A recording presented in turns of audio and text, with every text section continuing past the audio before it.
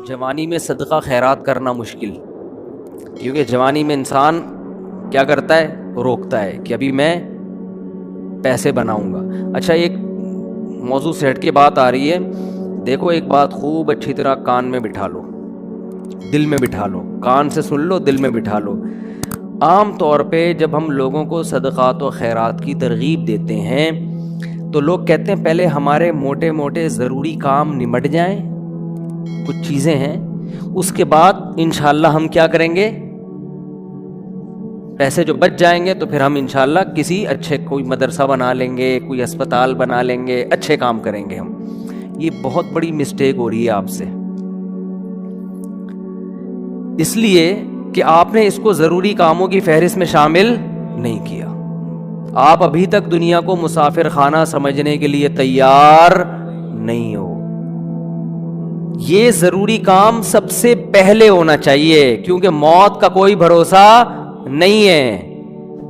اور آخرت کے لیے صدقہ جاریہ کہ آپ کا کوئی ایسا اکاؤنٹ کھل جائے جو آخرت میں آپ کے کام آئے، کوئی ہسپتال بنا دیا، کوئی مدرسہ بنا دیا، کوئی کنواں کھدوا دیا، یتیم خانہ بنوا دیا، یا یتیم خانے کے ساتھ تعاون کر دیا، یا کسی گھر کو پراپر بیس پر آپ نے کوئی بھی جو وہ تو بہت سارے مصارف ہیں نا۔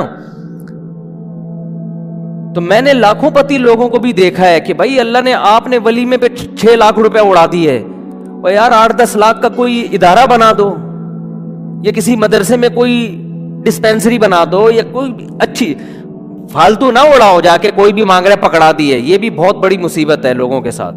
اب جیسے وہ عرب کا جو شیخ ہے نا، جو اس بھیکاری اس کے ماں باپ کو دعائیں دے رہا تھا اور یہ پیسے دے رہا تھا، تو میں اس عرب کے پاس ہوتا، میں کہتا آپ صدقہ کریں مگر ایسے ہی نہیں کسی کو پکڑانا شروع کر دیں، کیونکہ اس سے جو مستحق ہوتے ہیں ان کا حق مارا جاتا ہے۔ آپ یہ دیکھیں کہ یہ واقعی مستحق بھی ہے یا نہیں ہے، ورنہ وہ کوئی بھی دعائیں دے کے پیسے نکالنا شروع کرے گا، نکال ٹھیک ہے، اس کا جذبہ اچھا تھا، اللہ کرے اس کے ماں باپ کی مغفرت ہو گئی ہو، لیکن اصول جو شریعت نے بتایا ہے کہ پیسہ اللہ کی بہت بڑی نعمت ہے اور نعمت کو ضائع کرنے کی اجازت نہیں ہے۔ بہت سوچ سمجھ کے آپ نے خرچ کرنا ہے کہ مخلوق کو فائدہ زیادہ سے زیادہ ہو۔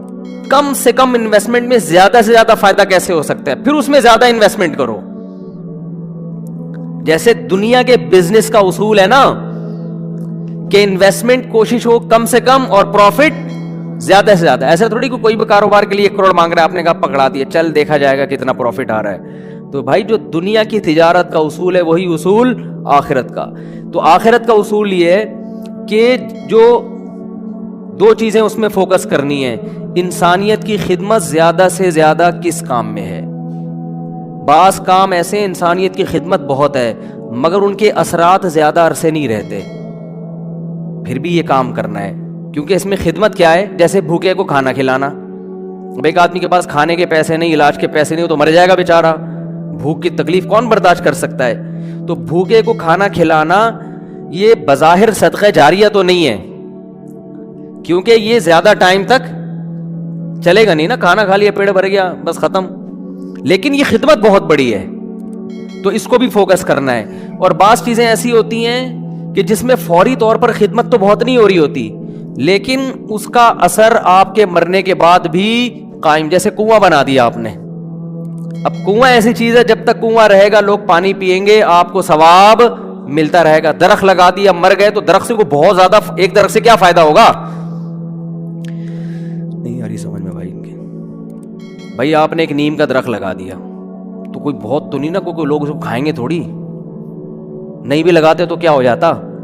تو اس میں انسانیت کا فوری طور پہ کوئی بہت زیادہ فائدہ نہیں ہو رہا ہے ایک درخت سے، لیکن اس کے اثرات بہت دیر تک قائم رہیں گے۔ یعنی آپ مر بھی گئے تو درخت کے نیچے کوئی بھی چھاؤں لے گا، درخت آکسیجن سے فائدہ پہنچائے گا، چرند پرند اس سے کھائیں گے۔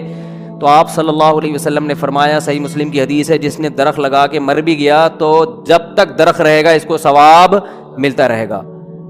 تو اس میں فائدہ تو کم ہے لیکن دیر پا ہے، مرنے کے بعد بھی یہ عمل چلتا رہے گا۔ تو ان 2 قسم کی چیزوں کو فوکس کرنا ہے۔ اور کچھ چیزیں ایسی ہیں جس میں جسمانی فائدے کے ساتھ دینی فائدہ بھی ہے، جیسے دینی مدارس کو سپورٹ کرنے کا فائدہ کیا ہوتا ہے، غریب طلبہ کو کھانا بھی ملتا ہے، علم بھی ملتا ہے، وہ عالم بن کے دنیا میں کام کرتے ہیں۔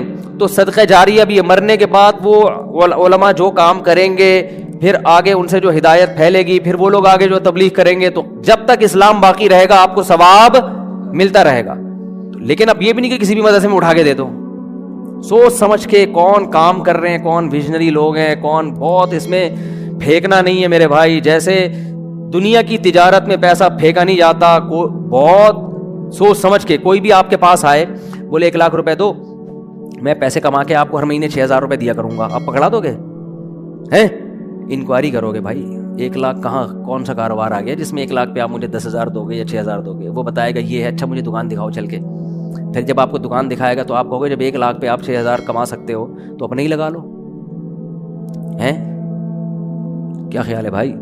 میرے والد صاحب نے کہا تھا جو بھی آئے نا پیسے مانگنے اور کہے کہ اس انویسٹمنٹ میں اتنا پروفٹ ہے, اتنا پروفٹ ہے, آدھا تمہیں دوں گا آدھا خود رکھوں گا, تو اس سے پہلے پوچھو کہ تمہارے پاس کتنے پیسے ہیں. وہ بتائے اتنے, تو پھر پورے اپنے کیوں نہیں لگا لیتے, اس میں پورا پروفٹ خود رکھو. کیا خیال ہے بھائی؟ ہاں وہ غریب آدمی ہو تو ایک الگ بات ہے, اور اللہ کا شکر ہے مجھے اس کا فائدہ ہوا. ایک دفعہ ہوا, دوسری دفعہ والد صاحب کی نصیحت پہ عمل نہیں کیا تو سارے پیسے ہی الحمدللہ سارے ڈوب گئے تھے. ٹھیک ہے, ایک دفعہ فائدہ بھی ہوا. ایک صاحب جو ایک بڑے پوش ایریا میں رہتے تھے, میں چونکہ اس ایریا کا نام لوں گا تو کہیں ایسا نہ وہ سمجھ جائیں, لیکن قصہ پرانا ہو گیا وہ نہیں سمجھیں گے, پھر بھی احتیاط یہی ہے کہ نام نہ لیا جائے. مالدار علاقے کے تھے, مجھے کہنے لگے کہ میں یہ کاروبار کرنا چاہتا ہوں. اچھا اس ایسے ایریا میں رہتے تھے کہ مجھے پتا تھا اتنے پیسے تو ان کے پاس ہوں گے ورنہ اس ایریا میں رہ نہیں سکتا آدمی.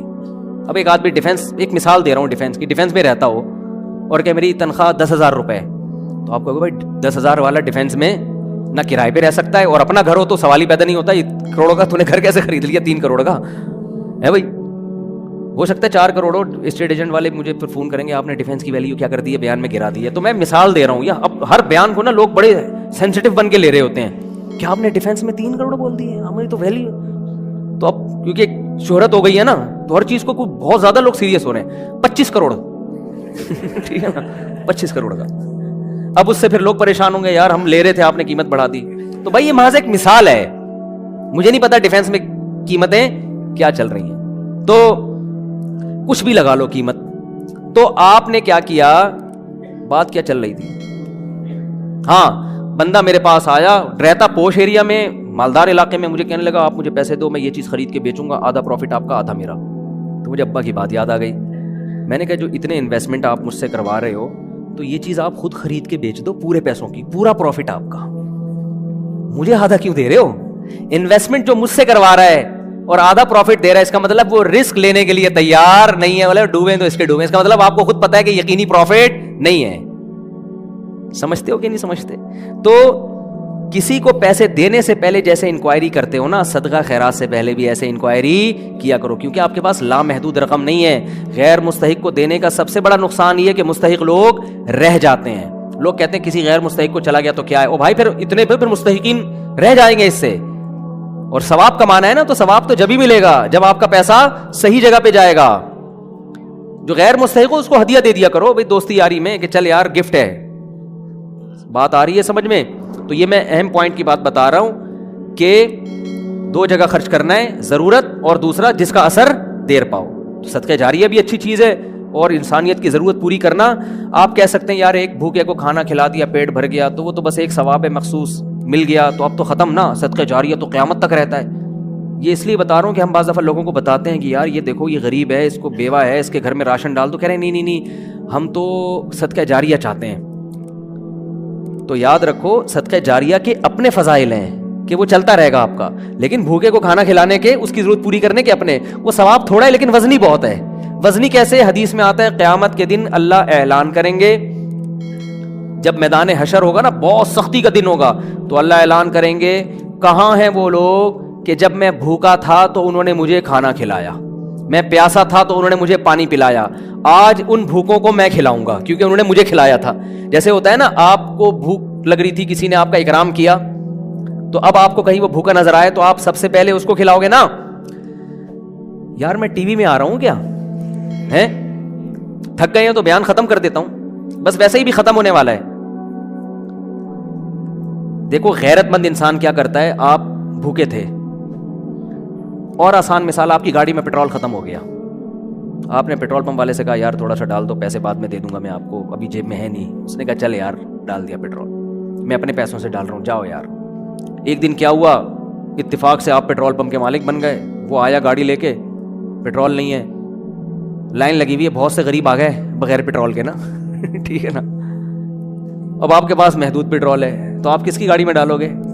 آپ اعلان کرو گے بھائی جنہوں نے میری بائک میں یا گاڑی میں پیٹرول ڈالا تھا نا وہ بندہ آگے آ جائے, اس کو تو اس کی ضرورت تو پوری کرنی ہے. تو ایک عام انسان جب یہ کام کرتا ہے تو اللہ تو غیور ہے بھائی, تو اللہ اعلان کرے گا بھوک اور پیاس میں لوگ تل ملا رہے ہوں گے, اللہ کہے گا سب سے پہلے ان کو کھلاؤں گا جنہوں نے جب میں بھوکا تھا مجھے کھلایا, جب میں پیاسا تھا مجھے پلایا. تو لوگ کہیں گے اللہ تو کہاں بھوکا ہو سکتا ہے؟ تو اللہ کہیں گے میری مخلوق میں فلاں شخص بھوکا تھا تو اس کا بھوکا رہنا ایسا ہی ہے جیسے میں, کیونکہ حدیث میں آتا ہے الخلق عیال اللہ, جیسے گھر کا کوئی سربراہ ہوتا ہے نا تو بچے بھوکے ہوں گے تو تکلیف کس کو ہوتی ہے؟ باپ کو ہوتی ہے کہ نہیں ہوتی ہے؟